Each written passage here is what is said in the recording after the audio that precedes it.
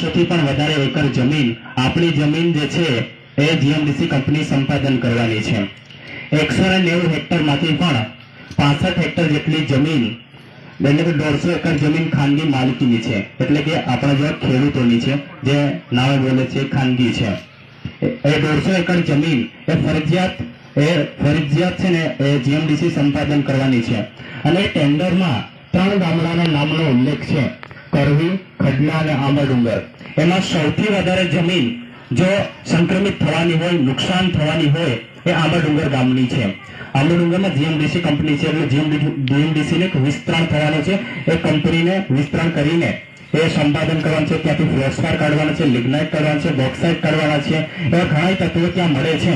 એટલે સરકાર GMDC company આજુબાજુ વિસ્તારના જે ખાનગી માલિકીની જે જમીન છે એ સંપાદન કરવાની છે. અને આપણે આંબાડુંગરની તો વાત કરી, પણ નસવાડી તાલુકાના અમુક ગામડા છે, જે વાડિયા વિસ્તારના અમુક વિસ્તાર આવે છે, 18 જેટલા ગામડા છે. એમાં પણ સરકાર હાઇડ્રો પાવર પ્રોજેક્ટ લાવે છે. હાઇડ્રો પાવર પ્રોજેક્ટ એટલે કે વીજળી ઉત્પન્ન કરવાનો, વીજળી ઉત્પન્ન કરીને કોઈ બીજી જગ્યાએ મોકલી આપવાનો. અને આપણા લોકોને જે જમીન વર્ષોથી આ ક્ષેત્રમાં જીવન જીવી રહ્યો છે આદિવાસી, એને વિસ્થાપિત કરીને કોઈ બીજી જગ્યાએ મોકલી આપવાનું કામ આ સરકાર કરી રહી છે. આપણે કોઈ બી સરકારને કે કાં તો પાર્ટીને આપણે વ્યક્તિગત આપણે એને આક્ષેપ નથી મૂકતા, પણ જે શાસનમાં છે એને આપણે એના ઉપર આપણે વાત કરીએ છીએ કે આપણે આદિવાસીઓ માટે શું કરી રહી છે આ સરકાર, ઇફેક્ટ નુકસાન કરે છે કે સારું કરે છે, એટલે એના ઉપર આપણે વાત કરીએ છીએ. એટલે સરકાર એક બાજુ પ્રોજેક્ટો લાવે છે, એક બાજુ કંપની લાવે છે, એટલે આપણા આદિવાસી લોકોની જે જમીનો છે એ છીનવવાનું કામ કરે છે. તો હવે આપણે જમીન સરકાર છીનવવાનું કામ કરે છે, તો આપણે શું કરી શકીએ? એના માટેનું આપણું આગળનું પગલું શું હોય અને આપણું આયોજન શું હોય એના ઉપર આપણે વાત કરીએ. આપણું જે આયોજન છે, આપણે જમીન બચાવવાનું કામ હોય, જંગલ બચાવવાનું કામ હોય. મેં અહીંયા આટલી બધી મોટી સંખ્યા જોઈ. આપણે સૌથી પહેલા તો આપણે સંગઠિત થવું પડે, બરાબર? સંગઠિત થવું પડે. બાબા સાહેબ આંબેડકરના 3 સિદ્ધાંતો છે, એના ઉપર આપણે ચાલીને આપણે આગળ જઈએ અને બંધારણને કેન્દ્રમાં રાખીને આપણે એને સરકાર વિરુદ્ધ આપણે ન્યાય માંગીએ તો આપણે ક્યારેય પાછળ ના પડી શકીએ. બાબા સાહેબ આંબેડકર એમ કહે છે 1942માં, સૌથી પહેલા જો સમાજને ન્યાય મેળવવો હોય કાં તો સમાજને કોઈ નુકસાન કરતું હોય તો સૌથી પહેલા સમાજના લોકોએ શિક્ષિત થવું જોઈએ. શિક્ષિત બનો, સંગઠિત થાવ અને હક અને અધિકાર માટે તમે બધા સંઘર્ષ કરો, એટલે કે આંદોલન કરવાની વાત કરે છે. એટલે સૌથી પહેલા શિક્ષણ હોય તો જ અહીંયા બોલી શકાય, બાકી શિક્ષણ ના હોય પછી આપણને શબ્દો ભંડોળ આપણને ખબર જ ના હોય, બરાબર છે? એટલે સૌથી પહેલા આપણા લોકોએ શિક્ષિત થવું પડે, કાં તો જે આપણા વડીલ છે એમની પાસે આપણે સલાહ લેવી જોઈએ. આ સલાહ લઈને આપણે બધા એક આવી રીતના જે સંગઠિત થયા છે એવી રીતે આપણે સંગઠિત થવાનું છે.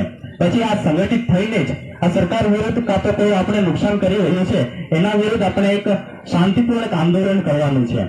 આપણને બંધારણની અંદર ઘણા બધા અધિકાર આવ્યા છે, જેમ કે 5મી અનુસૂચિ છે. 5મી અનુસૂચિ એમ કહે છે કે આદિવાસી વિસ્તારો પોતે એ વિસ્તારમાં નિયંત્રણ અને વહીવટ કરવાનું કામ કરશે. અને આપણા વિસ્તારમાં કાયદા ગુજરાત સરકાર હોય અને કાં તો કેન્દ્ર સરકારના જે કાયદા છે, જે સંસદ બનાવે છે દિલ્હીમાં, બરાબર છે, અને ગાંધીનગર આપણા જે ધારાસભ્ય જાય છે એ લોકો આવી રીતે ભેગા થઈને એક કાયદો બનાવતા હોય છે. પણ એ કાયદો આપણા આદિવાસી વિસ્તારમાં લાગુ પડતા આપણે અટકાવી શકે છે. આ લાગુ પડતા અટકાવવાનું કામ કોનું છે?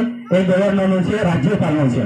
રાજ્યપાલને આદિવાસીઓ માટે સર્વે સર્વા મૂક્યા છે, બરાબર છે? આદિવાસીના રક્ષણ માટે રાજ્યપાલને ઘણી બધી સત્તા આપી છે કે તમે આ ટ્રાઇબલ એડવાઇઝરી કમિટીની સલાહ લઈને આદિવાસી વિસ્તારમાં કાયદો લાગુ પાડવો છે કે કેમ, એવી રીતે તે સલાહ લઈને આદિવાસી વિસ્તારમાં કાયદો લાગુ પાડવાનું તે કામ કરે છે. જેમ કે આપણે યુસીસી છે, યુનિફોર્મ સિવિલ કોડ, એક સમાન નાગરિક સંહિતા.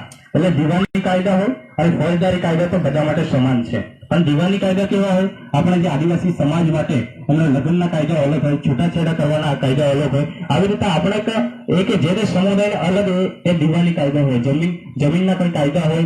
આવી રીતે જે કાયદા હોય એને દિવાની કાયદા કહેવાય. એ આપણા આદિવાસી વિસ્તારમાં લાગુ નથી થવાનો. આ કામ યુસીસી છે આપણા આદિવાસી વિસ્તારમાં લાગુ નથી થવાનું. આ 5મી અનુસૂચિનો જેટલો પાવર છે એના પ્રમાણે આપણા આદિવાસી વિસ્તારમાં લાગુ નથી થવાનો. પછી આપણે ગ્રામ સભાની વાત કરી. ગ્રામ સભાની જે સત્તા છે, જબરદસ્ત સત્તા છે. આપણે બધા એને સમજવું જોઈએ અને લોકોને પણ સમજાવવું જોઈએ કે ગ્રામ સભાની સત્તા કેટલી છે. ઓડિશાની અંદર એક કંપની હતી, આવી રીતના ડુંગરોમાં કોઈક બોક્સાઇટ મળતું હતું. એટલે ગામના લોકો આવી રીતના ત્યાં વિરોધ કર્યો કે અમારે બોક્સાઇટ મળે છે, તમે કાઢવાનું ઈચ્છતા હશો, પણ આ જે જંગલ છે, આદિવાસી વર્ષોથી જંગલનું પૂજન કરતા આવ્યું છે, પ્રકૃતિ પૂજક છે, એટલે ત્યાં વિરોધ કર્યો કે તમે આદિવાસીનું જે ધાર્મિક સ્થળ છે એને નુકસાન પહોંચાડવાનું બંધ કરવાનું. પછી ગામના લોકો એકઠા થયા, સંગઠિત થયા, પછી સુપ્રીમ કોર્ટમાં ગયા કે આ વેદાંત જે છે, આ કંપની એ તો આદિવાસીઓની જંગલ જમીન છીનવવાનું કામ કરે છે અને જંગલને નુકસાન પહોંચાડે છે. એટલે સુપ્રીમ કોર્ટમાં ગયા. એટલે 2013માં સુપ્રીમ કોર્ટે